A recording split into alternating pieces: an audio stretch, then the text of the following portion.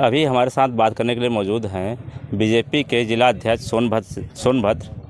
Sir, आप बूथों पे घूम रहे हैं, क्या कुछ देखने को मिल रहा है, किस तरह से वोटिंग हो रही है? इस बार जो वोटिंग परसेंटेज है हर जगह हमारा बढ़ रहा है। जिस बूथ पर हम कमज़ोर थे, अभी भी हम जिस बूथ पर हैं यहाँ पर भारतीय जनता पार्टी अपने सहयोगी दल का वोट परसेंटेज बहुत कम होता था, बहुत कम मिलता था। लेकिन यहाँ पर जो उत्साह देखने को मिल रहा है, बड़वान और उधर निहाई पाथर से लेकर के जिस प्रकार से लोग जंगलों से निकल कर के यहाँ वोट देने के लिए आ रहे हैं, हम यह कह सकते हैं कि निश्चित ही यहाँ पर रिकॉर्ड मतों से अपना दल गठबंधन के प्रत्याशी रिंकी कोल कप प्लेट से जीतने जा रही है। क्या लग रहा है इस बार जो विरोधाभास जो आया है पकौड़ीलाल कोल को लेके, उसमें क्या लगता है कि आपको थोड़ा सा कम वोट पड़ेगा कि कुछ फर्क ऐसा पड़ेगा? कुछ नहीं है। अभी माननीय गृह मंत्री जी जब हमारे आए थे 54 में, उन्होंने सार्वजनिक तौर पर उन्होंने कहा कि अगर किसी मानव स्वभाव के नाते किसी प्रकार से मुझसे अगर भूल हुई हो तो मुझे क्षमा करेंगे। ये सार्वजनिक मंच से भी उन्होंने बोला। और अब किसी प्रकार के पकौड़ीलाल कोल के विषय को लेकर के मन में किसी भी प्रकार नहीं है। अब केवल एक ही रह गया है कि इस देश के नेतृत्व के रूप में पुनः प्रतिस्थापित हमारे नरेंद्र मोदी जी पुनः प्रधानमंत्री बने। सबके मन में केवल प्रधानमंत्री जी को लेकर। मैं कई क्षेत्रों में घूम रहा था, तो ऐसे में कई लोगों का सवाल था कि हमारे क्षेत्र में सांसद महोदय कभी आए नहीं, बहुत सी समस्याएं। क्या जब ये रिंकी कोल जीतेंगी, क्या आप गारंटी देते हैं कि उन क्षेत्रों में काम हो पाएगा? निश्चित तौर पर होगा। परिवर्तन का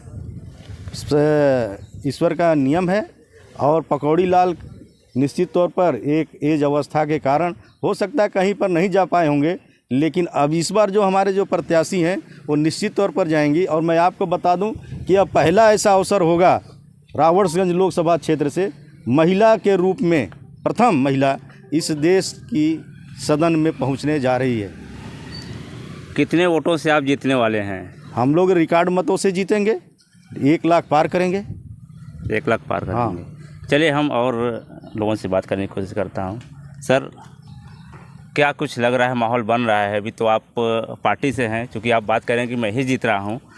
मैं जब फील्ड में घूम रहा हूँ तो कई तरह की बात निकल के आ रहे हैं कि जो वो एक बयान दिए थे उसके वजह से मैं मोदी को तो चाहता हूँ, लेकिन इनको पकौड़ीलाल कोल को या इनके परिवार को मैं नहीं चाहता हूँ। ऐसे में आप लोग का जो समाज है वो आपको तो क्या किधर जा रहा है?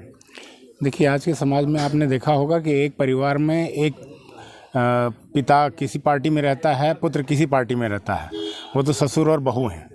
और ससुर के वक्तव्यों का बहू को आप जिम्मेदार नहीं समझा सकते। ये नहीं कह सकते कि ससुर का क्या चरित्र है और बहू का क्या चरित्र है। जैसा कि भाई साहब ने, हमारे अध्यक्ष जी ने बताया कि एज की वजह से, उम्र की वजह से हो सकता है वो यहाँ पे ना आ पाए हों। तो इस बार उम्मीद ही नहीं, पूर्ण विश्वास है कि रिंकी कोल जी इस समाज के लिए, इस क्षेत्र के लिए बहुत कुछ करेंगी, ऐसा मेरा विश्वास है। ठीक है। पार्टी से हैं, बीजेपी से। अभी मैं जब वो आप प्रत्याशी उतार ही दिए हैं रिंकी कोल जी को, मैं एक उनका बयान सुन रहा था कि एक मीडिया में कुछ उनका बयान चल रहा था कि जो पूछ रहे थे आपकी क्वालिफिकेशन क्या है वो नहीं बताएं, और योगी मोदी कौन है, हमारे योगी मोदी जी, उनका नाम नहीं बता पाए। ऐसे को क्या ज़रूरी है कि प्रत्याशी उतारना इस क्षेत्र में? देखिए सुनरेश जी, मैं आपको एक चीज़ बताना चाहूँ कि यह चुनाव लोकसभा का है और इन सब चीज़ों को जिसका आप जिक्र किए मैं नहीं देखा हूँ, ऐसा हो सकता है, लेकिन अब आम जनता इन सब चीज़ों से आगे निकल चुकी है और बहुत बड़ा हृदय, पूरे देश में एक बहुत बड़ा परिवर्तन है। सैफई को सिर्फ अपना मानने वाले को अब जनता नकार रही है, पूरे देश को अपना मानने वाले को जनता चुन रही है, अपने परिवार को मानने वाले को जनता नकार रही है, पूरे देश को अपना परिवार मानने वाले को जनता अपना रही है। यह परिवर्तन आपको भी दिख रहा होगा। आप पत्रकार हैं, बूथों पे जा रहे हैं। हमारे जिला अध्यक्ष जी के नेतृत्व में हम लोग न सिर्फ यहाँ दुद्धी विधानसभा के एक बूथों पे गए हैं, माननीय नंदलाल जी के साथ अभी हम लोग घूम रहे हैं। हर जगह कार्यकर्ताओं में आप देखिए, खुद ये इधर आप अपने छायाकार से बोलिए कि जरा कार्यकर्ताओं को दिखाएं। इस चिलचिलाती धूप में इस महुआ के पेड़ के नीचे देखिए भाई साहब, और हमारे कार्यकर्ताओं का उत्साह देखिए, आपको स्वयं लग जाएगा कि 4 तारीख का परिणाम क्या है। पूरे देश को अपना परिवार मानने वाला, सैफई में 24 घंटे बिजली रहेगी और सोनभद्र में 10 घंटे वो समय गया, पूरे देश को अपना जो परिवार मानेगा। यदि 20 घंटा बिजली रहेगी तो सब जगह रहेगी, नहीं रहेगी तो कहीं नहीं रहेगी। और ये 21वीं सदी का भारत है, विश्व की सबसे बड़ी अर्थव्यवस्था बनाने के लिए सारे लोग लगे हुए हैं। यूपी में आप कितने सीट जीत रहे हैं? पूरी सीट हम जीतने जा रहे हैं, ऐतिहासिक।